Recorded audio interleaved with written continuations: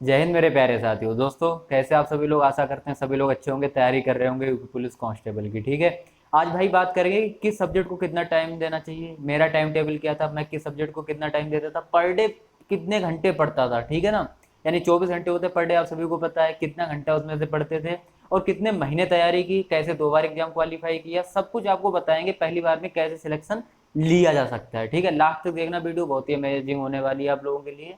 और कहीं ना कहीं ऐसी ये 5-5 मिनट की वीडियो ना आपके जो लाइव के मोमेंट्स हैं वो चेंज कर देती है। जैसे कि आपको ना पता हो सिलेबस कि कौन कौन से टॉपिक्स आते हैं, कितने प्रश्न, ऐसी मैं वीडियो आपके लिए इसीलिए देता रहता हूँ जिससे कि आप उनसे कुछ सीखो कि किस सब्जेक्ट को कितना टारगेट करो। अभी पिछली वीडियो में मैंने बताया था कि हिंदी में इतने मार्क्स ला सकते हो, रीजनिंग में इतने मार्क्स ला सकते हो, इसीलिए बताता हूँ जिससे कि आप उस पर काम करके ज़्यादा से ज़्यादा मार्क्स 220 240 ला सकें आसानी से। ठीक है, और आज बात करेंगे किस सब्जेक्ट को कितना टाइम देना चाहिए। देखो, आप सभी को पता 4 सब्जेक्ट हमारे, math, reasoning, Hindi, GK, GS. ठीक है ना, हिंदी जीके, जो पहली बात वीडियो देख रहा है वो भी सुन लें, आप अच्छे से समझ जाएंगे।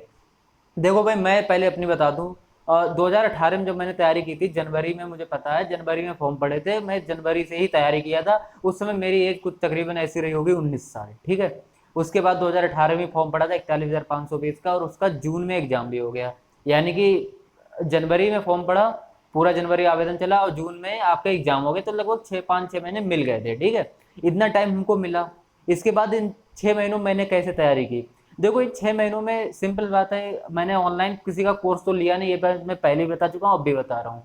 कोर्स मैंने किसी का नहीं लिया था, सिर्फ यूट्यूब। पहले तो मैं ऑफलाइन कोचिंग जाता था, वहां से देखता था, मतलब वहां से सीखता ही सीखता था। उसके बाद क्या करता था, ऑनलाइन कुछ क्लासें यूट्यूब पर मैं डालता था, जैसे कि सिंप्लीफिकेशन हो गई या कुछ और चीजें हो गई जो मुझे नहीं पता था। जैसे अंकित भाटी सर की मैं बताता था, मैथ की वीडियो देखता था, मैथ अधिकतर मैंने देखा यूट्यूब से, बाकी का मैं अधिकतर कोचिंग से सीख लिया था। और 6 महीने में मैंने कोचिंग 3 महीने अटेंड की होगी, 3 महीने नहीं, क्योंकि अधिकतर मैं गांव में रहता था। जब जाता था तो 8 दिन कोचिंग 8 दिन घर, ऐसे मेरा चलता रहता था। लास्ट के 1 महीने के जो लास्ट का टाइम था 1 महीने का, उसमें मैंने पढ़ाई बहुत ज्यादा खींची थी। फिर री एग्जाम हुआ, फिर री एग्जाम होने का मतलब था 1-1.5 महीना मुझे और मिला, उसमें तो मैंने तैयारी बिल्कुल उड़ा ही दी। ठीक है ना, तो जो गलतियां क्वेश्चन की थी मैंने जून में जो पहली बार पेपर दिए थे, वो गलतियां मैंने री एग्जाम में सुधार ली थी। ठीक है, जितने क्वेश्चन ब्लड रिलेशन से गलत हुए थे वो भी सुधार लिए, और कथन निष्कर्ष, बहुत से टॉपिक्स जो गलत हो रहे थे वो मैंने क्या किया, उन पर सब पर काम करके, और री एग्जाम जो हुआ था उस पर मैंने अच्छे मार्क्स लेके आया था। इसके बाद फिर 2018 में आवेदन हुए थे अक्टूबर में,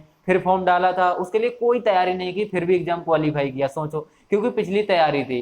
तो मैंने वहां से एक चीज सीखी, अगर आप अपना सिलेबस कंप्लीट करते हैं, मैथ, रीजनिंग, हिंदी, खासकर जीके अगर आप बिल्कुल नहीं पढ़ते हैं, मैथ, रीजनिंग, हिंदी, अगर आप सिलेबस तीनों कंप्लीट रखते हैं, 113 क्वेश्चन के आते हैं, और इसमें से तकरीबन आप 100 लाने की क्षमता रखते हैं कि हाँ 112-13 क्वेश्चन आएंगे, हम इसमें से 100 प्लस करके जाएंगे मैथ, रीजनिंग, हिंदी में। हिंदी में अगर सही से तैयार कर लोगे, एक भी क्वेश्चन गलत नहीं होने वाला। एक दो क्वेश्चन अगर आ जाए, बोले आउट ऑफ सिलेबस, तो हो सकता है दिक्कत हो जाए, वरना आपका वही रहता है, आउट ऑफ सिलेबस उसमें कुछ नहीं आता है। ठीक, मैथ में वही चैप्टर्स हैं, रीजनिंग के वही चैप्टर्स हैं, तो मेहनत कर सकते हो आप लोग उन सभी चैप्टर्स पे, तो आप कहीं ना कहीं ये सभी फुल मार्क्स ला सकते हो। देखो, मैथ में भी मैं अच्छा स्कोर करता था, 18-19 में 19-18 कर देता था।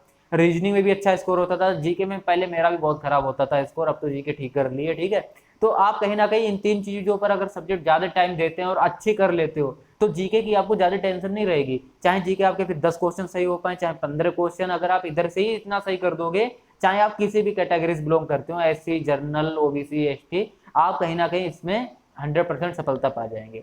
तो कहीं ना कहीं आपने एक चीज देखी है कि मैथ, रीजनिंग, हिंदी, अगर इन तीन सब्जेक्ट को ही हम इतना अच्छे से 100% तैयार करते हैं, और इसमें से हम 95% अपना हम स्कोर देते हैं, 90% भी स्कोर हम देते हैं, तब भी कहीं ना कहीं हम इसके 100 क्वेश्चन सही कर देंगे। फिर जीके की बात करें, इतनी तो सबको तैयार होती है कि जैसे कि दिवस आता है, बहुत सी बातें आती हैं जो कि इजी क्वेश्चन आते हैं, 8-10, जैसे कि आर्टिकल हो गया, अधिकतर लोग तैयार कर लेते हैं। तो उसमें से आप कम तकरीबन 10-15 क्वेश्चन तो सभी लोग कर ही जाओगे। ठीक है, 10 क्वेश्चन ही मान के चलो, 110 क्वेश्चन बन रहे हैं, 110 क्वेश्चन के 220 नंबर, और इसमें नॉर्मलाइजेशन जोड़ दो तो ये पहुंच जाएंगे 235-40 नंबर, है ना। सिलेक्शन किसी से नहीं रुकने का। तो ऐसी चीजें कहीं ना कहीं आप खुद सोचो कि हमको किस सब्जेक्ट, कौन सा सब्जेक्ट हमको सिलेक्शन दिला सकता है। मैं बात कर रहा हूँ मैथ, रीजनिंग, हिंदी। अब किसी का मैथ खराब होगा, अगर काम करे तो सही हो सकता है। अगर आपको मैथ नहीं आ रहा तो आप जीके पे ध्यान दें, रीजनिंग, हिंदी पे ध्यान दें, और ज्यादा से ज्यादा जीके पे ध्यान दें। कहीं ना कहीं आप अपने 3 सब्जेक्ट ऐसे बना लो कि हाँ हमारे ये 3 सब्जेक्ट 100% क्लियर हैं, इनमें हम अच्छा स्कोर कर देंगे, चौथा सब्जेक्ट वीक है तब भी हमारा चलेगा। यानी कि एक ऐसा ना हो जो सब्जेक्ट आपका खराब है उसके चक्कर में पूरा आप 6 महीने लगा दो, और वो सब्जेक्ट फिर भी ठीक ना हो पाए उसके चक्कर में 3 सब्जेक्ट आते वो भी बेकार जाए।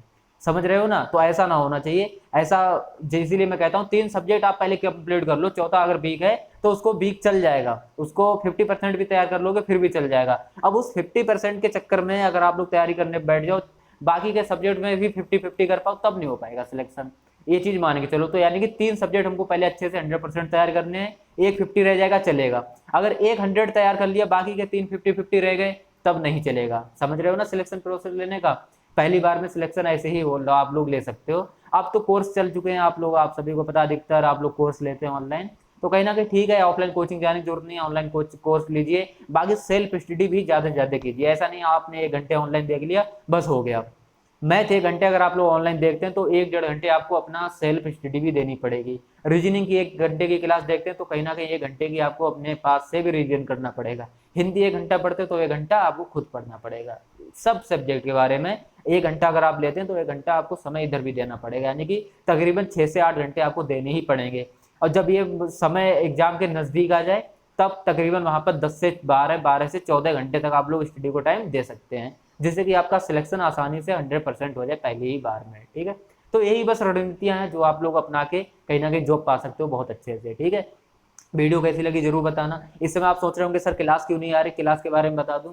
अभी थोड़ा सा ये ना रूम चेंज कर रहा था मैं, मतलब क्वार्टर चेंज करवा दिया है, थोड़ा अभी नई बिल्डिंग बनी उसमें लिया है, तो अभी उसके वजह से मैं टेबल बोर्ड वगैरह सब वहां पहुंचाया, फिर शिफ्ट भी नहीं हो पाया, यहाँ रह गया 3 दिन पहले ही।